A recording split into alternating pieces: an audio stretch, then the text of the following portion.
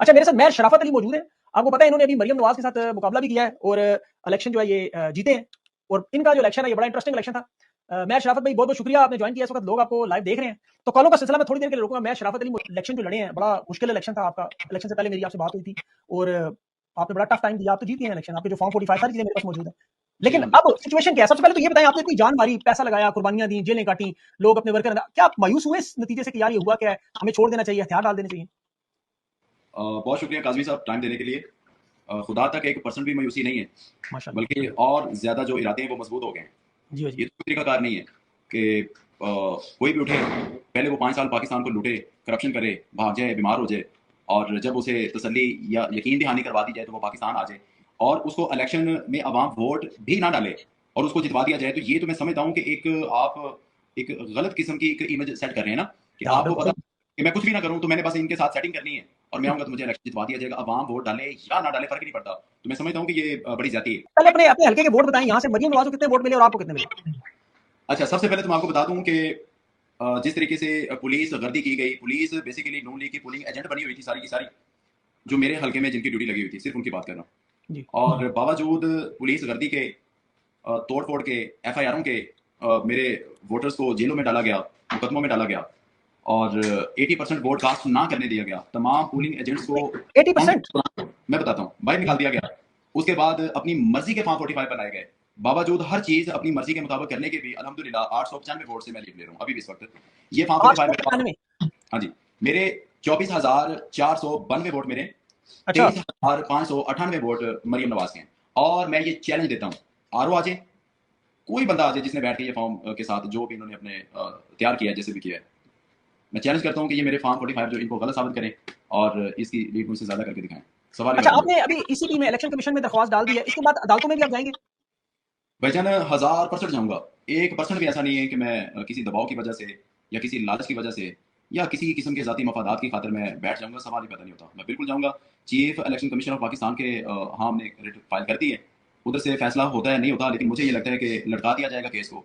और जब तक इनकी और उनकी आपस में यस रहेगी, केस मेरा चलता रहेगा, और जैसे इनकी बिगड़ेगी तो मेरा मेरिट हो जाएगा, तो मैं इलेक्शन जीत अच्छा, जाऊंगा। यहाँ पे बड़ी इंटरेस्टिंग बात है। आपको पता है कि ये जो आपने कहा ना उनकी उनकी बिगड़ेगी, तो ये बिगड़ तो आपको पता है 6 महीने से ज्यादा टाइम नहीं गुजरना। 78 अरब डॉलर का कर्जा देना है, ऊपर से मुआशी प्लान कोई मौजूद नहीं, इतनी लंगड़ी लूली हुकूमत, ना फाइनेंस मिनिस्टर बैठने को तैयार, नवाज शरीफ छोड़ने को तैयार। अभी तो ये लोग हुकूमत लेने को तैयार नहीं थे, तो चलाएगा कौन? और गंजी नहाएगी क्या, छोड़ेगी क्या? तो आप तो मेरे ख्याल में 6 महीने बाद दोबारा असेंबली में पहुंचे होंगे। काज़मी साहब, मैं आपको बताऊं कि आपने ये बड़ी अच्छी बात की, लेकिन इससे फ़र्क नहीं पड़ता इनको कि पाकिस्तान के साथ क्या हो रहा है या आवाम के साथ क्या हो रहा है। इनको सिर्फ अपने ज़ाती मफादात से गर्ज है। तो इसलिए ये जो मैं या आप या बाकी जो हमारे दोस्त बात करते हैं ना कि वो किस तरह चलेगा पाकिस्तान, इनको इनसे फ़र्क नहीं पड़ता। ये आप अपने ज़हन में रख लें अच्छी तरह।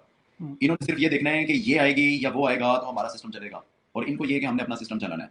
नहीं, लेकिन बाकी मैं सब आपकी जेब में पैसे ही ना हो, आपके पास तनख्वाह देने के लिए पैसे ही मौजूद ना हो। अभी आपको पता है 1 महीने का इम्पोर्ट बिल रह गया।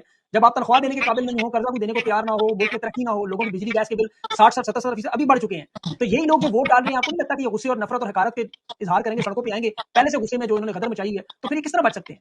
दो चीज़ें भाईजान, पहली बात तो ये है कि अभी पाकिस्तान के असासी काफ़ी पड़े हुए हैं जो गिरवी रखने वाले हैं, तो ये रखेंगे। और IMF जिंदाबाद, ये कर्जा लेंगे, फिर करप्शन करेंगे, असासे गिरवी रखेंगे, दिहाड़ियां लगाएंगे, बाहर चले जाएंगे। और रही बात आवाम की, तो आवाम नहीं रुकने वाले। हमें पता है कि हमने किस तरीके से आवाम को रोका हुआ है। मतलब लोग गुस्से में हैं आपके हल्के में? बहुत गुस्से में है भाईजान, बहुत गुस्से में। मैं आपको बताऊं, जब आपने फैसला करना हो ना कि मैंने मरना ही है, मैंने भूख से भी मरना है, मैंने गुर्बत से भी मरना है, मैंने महंगाई से भी मरना है, तो फिर बंदा कहता है कि बंदा किसी के गले लगे मर जाए। तो हालात नहीं नहीं, अल्लाह ना करे। अच्छा, नहीं, इसमें मेन चीज जो है, लोग अभी तक आपका जो एहतजाज हुआ, मुझे ये बताइए, बड़ा इंपॉर्टेंट सवाल है। आप तहरीक इंसाफ का जो एहतजाज हुआ 8 फरवरी के बाद, आप मुतमईन है कि ये एहतजाज दुरुस्त था, इसी हद तक ठीक था, या वो इससे आगे जाना चाहिए था? देखिए काजमी साहब, दो चीजें होती हैं। सबसे पहले आपके पास ऑप्शंस होती हैं अदालत की। अदालतों में आप लोग जाते हैं कि आपको इंसाफ दिया जाए, या उसके बाद अदालतें आपको थ्रू कर देती हैं chief election commission of Pakistan के साथ। तो जब आपको उधर से फिर इंसाफ नहीं मिलेगा, इसके अलावा आपके पास ऑप्शन नहीं है। पहले आप थाने जाते हैं, थाने से इंसाफ नहीं मिलता, आप अदालत में जाते हैं, आपको उधर से इंसाफ नहीं मिलता, और इलेक्शन के रिलेटेड आप chief election commission of Pakistan के पास जाते हैं, आपको उधर से भी इंसाफ नहीं मिलता। तो मुझे बता दें, तो क्या किधर जाना चाहिए? इंडिया जाना चाहिए या अमेरिका? अमेरिका से इंसाफ की अपील करनी चाहिए, जिनकी डायरेक्शंस के ऊपर ये सारे चल रहे हैं, ये जितने भी हैं। तो पूरा मन एहतजाज के अलावा ऑप्शन नहीं है। तो अब हालात ये है कि ये पूरा मन एहतजाज भी नहीं करने देते, और मैं ये समझता हूँ कि ये सबसे ज्यादा इसकी जो रिस्पॉन्सिबिलिटी है या जिम्मेदारी, ये पुलिस वालों के ऊपर आयद होती है। ये अपना भी सत्यानाश कर रहे हैं, ये मुल्क का भी सत्यानाश कर रहे हैं, और ये अपने बच्चों के फ्यूचर के भी ये दुश्मन बने हुए हैं। अच्छा, इस सिचुएशन में अब हम क्या करें? अपने हक के लिए देखिए, दो चीजें होती है ना, आपके पास एक हक है कि आप जाके वोट कास्ट करें, लोगों ने वोट कास्ट किया, लोग सारा दिन जलील ख्वार हुए, पुलिस ने धमकियाँ, बहुत सारे लोग पुलिस ने उठाए। उसके बाद लोगों के ऊपर लाठीचार्ज किया गया। मैं अपनी अपनी बीवी की अगर बात करूँ तो वो शायद आप लोगों ने वीडियो देखी भी होगी, मेरे पास मौजूद है। मैं दोबारा भी आप लोगों को सेंड कर देता हूँ। 3:30 बजे उधर नून लीग का कोई राणा मुबशर नामी है, वो उधर पहुँच गया है। पुलिस प्रिजनर वैनें लेके 3 प्रिजनर वैनें, 2 एसपी थे, डीएसपी, एसएचओ और हज़ारों की तादाद में पुलिस आ गई और इत्तेफाकन इमरान रियाज खान भी उधर मौजूद थे। अच्छा। तो वो उनके सामने लाठीचार्ज किया इन्होंने। और मुझे ये बताएं कि पुलिस का क्या काम था उस वक्त? अभी वोटिंग का सिलसिला चल रहा है। देखिए, आप अगर मुझे लॉजिक ये देना कि जी वो कोई लड़ाई झगड़े का माहौल था, तो वो तो होता है भाईजान वोट कास्ट होने के बाद, जब आप काउंटिंग पे जाते हैं।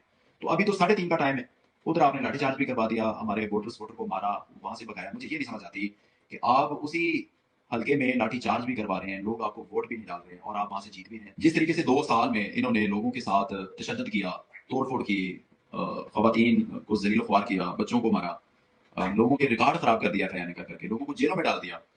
तो उसके बाद आप तवक्को करते हैं कि लोग आपको वोट डालेंगे, सवाल ही पैदा नहीं होता। और उससे ज्यादा तकलीफ बात यह है कि एक बंदे ने पाकिस्तान के लिए कुछ नहीं किया, आप उसी को जबरदस्ती जितवा रहे हैं और एक इमेज सेट कर रहे हैं कि पाकिस्तान के लिए कुछ करें ना करें, हमारे साथ आप चलें, आपको कुछ बेहतर करने की जरूरत नहीं है। फिर मुझे ये बताइए, जो पाकिस्तान के लिए कुछ बेहतर करना